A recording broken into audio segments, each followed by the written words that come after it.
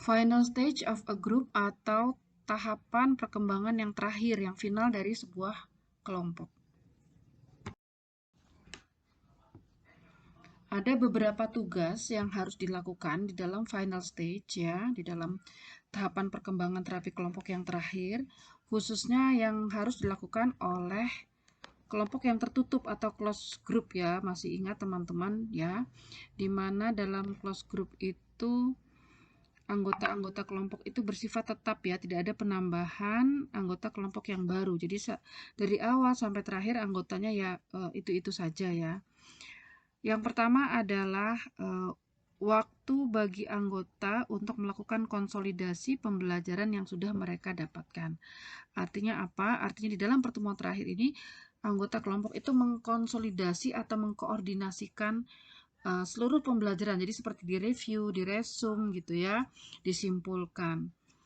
Nah, kemudian yang kedua, membangun strategi untuk mentransfer apa yang mereka pelajari ke dalam kehidupan real. Jadi mereka harus punya tindak lanjut ya, bagaimana cara mereka nanti melakukan apa yang sudah mereka pelajari itu, bagaimana menerapkannya ke dalam kehidupan nyata mereka ya.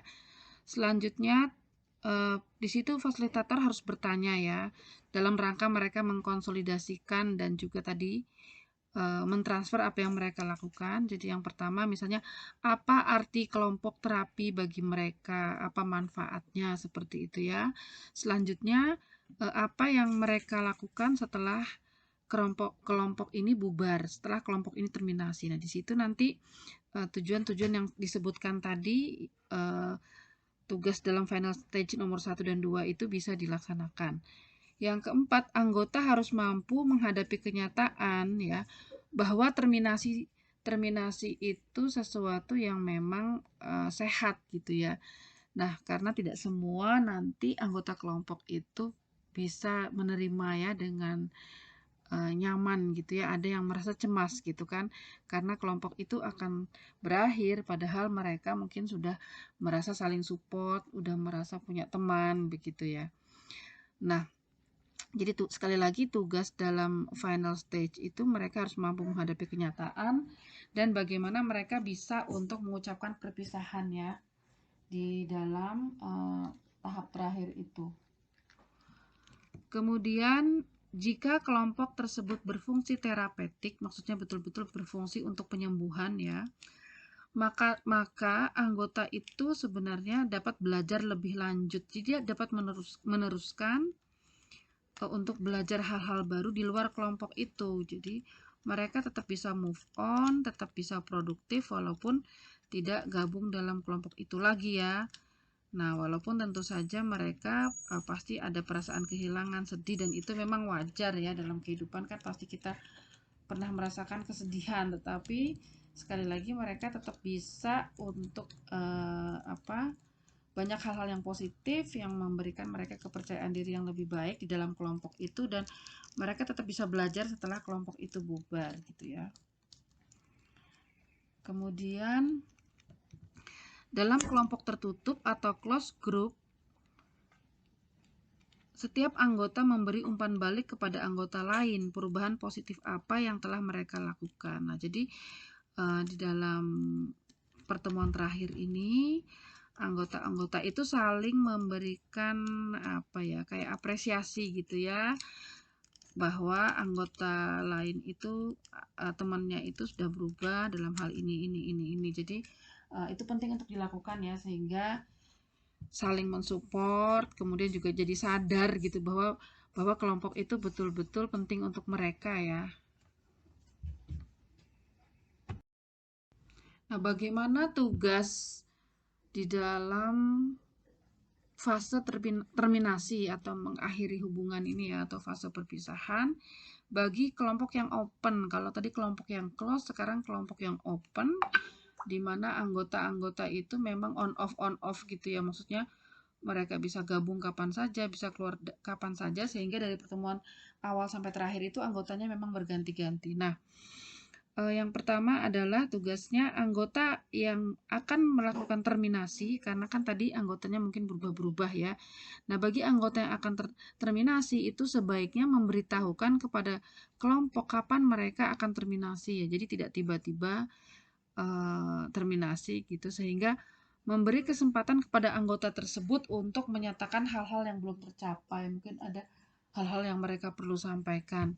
Yang kedua, memberi kesempatan kepada anggota yang akan pergi untuk mempersiapkan secara emosional ya, untuk mungkin mengucapkan selamat tinggal, atau mungkin untuk hal-hal yang secara emosional ya, mungkin mereka sedih dan segala macam. Jadi bisa lebih siap begitu ya maksudnya. Kemudian memberi kesempatan kepada anggota lain untuk mengucapkan selamat tinggal ya. Ini penting ya, karena bagaimanapun sebaiknya kan silaturahim itu tetap terjaga ya. Jadi kalau ada kesempatan untuk saling pamitan itu lebih bagus gitu ya.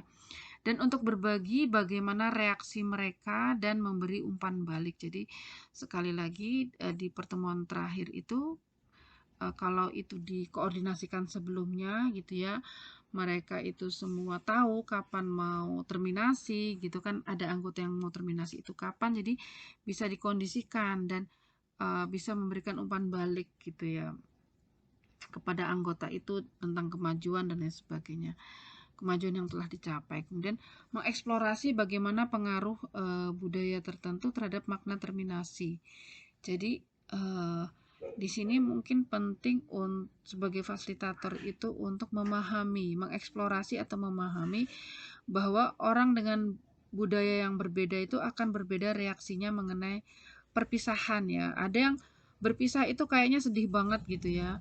Atau perpisahan itu biasa saja, wajar, itu konsekuensi di dalam hidup. Nah, maksud saya nanti di dalam terminasi ini seorang fasilitator itu harus membuka apa ya, ada berbagai sudut pandang sehingga orang yang sedih juga nggak malu ya.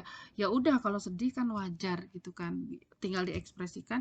Bagi orang yang kelihatan happy happy juga mungkin mereka memang lebih rasional begitu ya.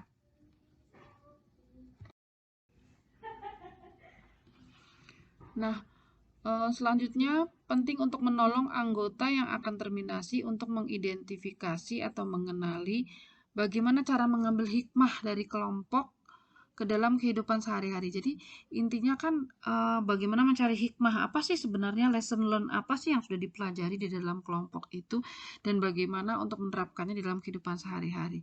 Nah, ketika anggota ini dapat mengambil hikmah gitu ya, mereka melakukan refleksi di kelompok itu ya, di akhir pertemuan itu dapat membantu mereka untuk menghadapi tantangan di dunia nyata gitu ya, atau setelah kelompok itu bubar gitu ya, dan itu penting untuk seumur hidup ya. Selanjutnya, bagaimana mendampingi anggota untuk mereview apa yang telah mereka ubah, perubahan apa yang telah mereka lakukan ya, dan juga bagaimana anggota-anggota lain juga sudah membawa perubahan. Jadi bukan hanya satu orang, tapi semua anggota gitu ya, dan selalu berupaya untuk melakukan perubahan yang positif. Jadi mereka menyadari bahwa mereka itu telah berubah, semua orang sudah berubah, dan termotivasi untuk selalu melakukan perubahan yang positif ya, seperti itu. Nah, kemudian ada beberapa yang penting untuk dilakukan juga ya, terkait dengan beberapa perasaan-perasaan yang harus tuntas gitu kan di dalam fase terminasi itu atau fase final ini ya. Yang pertama, dealing with feeling of separation. Jadi menghadapi perasaan perpisahan gitu ya. Nah, tidak semua orang mampu untuk menghadapi perpisahan kan, perasaan-perasaan ingin berpisah, perasaan kehilangan gitu ya. Nah, kita harus mengedukasi anggota gitu ya, bahwa mereka dapat membangun hubungan yang penting dan bermakna di luar kelompok. Jadi sekali lagi sudah saya sebutkan tadi di awal ya, bagaimana mungkin ada anggota-anggota itu yang cemas ya bahwa mereka akan kehilangan kelompok, bahwa mereka tidak punya support system gitu ya, atau sistem dukungan. Nah, di sini kita katakan bahwa mereka itu dapat, mereka itu mampu, karena udah terbukti mereka itu bisa menjadi sebuah kelompok yang saling mensupport. Jadi mereka akan ketemu kelompok lain atau bisa gabung dengan kelompok lain gitu ya, dengan konteks yang berbeda, tujuan yang berbeda, tetapi mereka mampu untuk membangun hubungan yang bermakna, yang itu betul-betul meaningful gitu ya, bagi mereka gitu. Nah, dan mereka akan sanggup untuk mendapat support sistem yang baru ya. Kemudian namun demikian perasaan sedih dan kehilangan itu tetap ada, itu wajar ya. Nanti kita sebagai fasilitator harus paham bahwa pasti ada yang nangis, ada yang apa ya, memang seperti itu. Kemudian mengidentifikasi apa yang telah mereka lakukan dalam berkontribusi terhadap kesuksesan kelompok. Nah, jadi ini untuk kita bisa dealing dengan perasaan kehilangan itu ya, bagaimana kita bisa menghadapi kita semua anggota kelompok gitu ya, dipandu oleh fasilitator, harus mengidentifikasi, mengenali apa yang telah mereka lakukan untuk kesuksesan kelompok. Dan ini mungkin bisa sedikit mengurangi rasa kehilangan itu, bahwa mereka banyak hal-hal yang mereka bisa capai gitu ya di dalam kelompok itu. Dan bagaimana kalau namanya kelompok klien itu kan nggak boleh seterusnya. Kalau mereka seterusnya berarti mereka seterusnya punya masalah gitu. Jadi memang sebenarnya perpisahan itu positif gitu kan, karena itu sebenarnya berarti mereka sudah bisa menyelesaikan, bisa sukses gitu ya, seperti itu. Baik, kemudian dealing with unfinished business ya, ini berkaitan dengan bagaimana kita menghadapi hal-hal yang nggak selesai ya.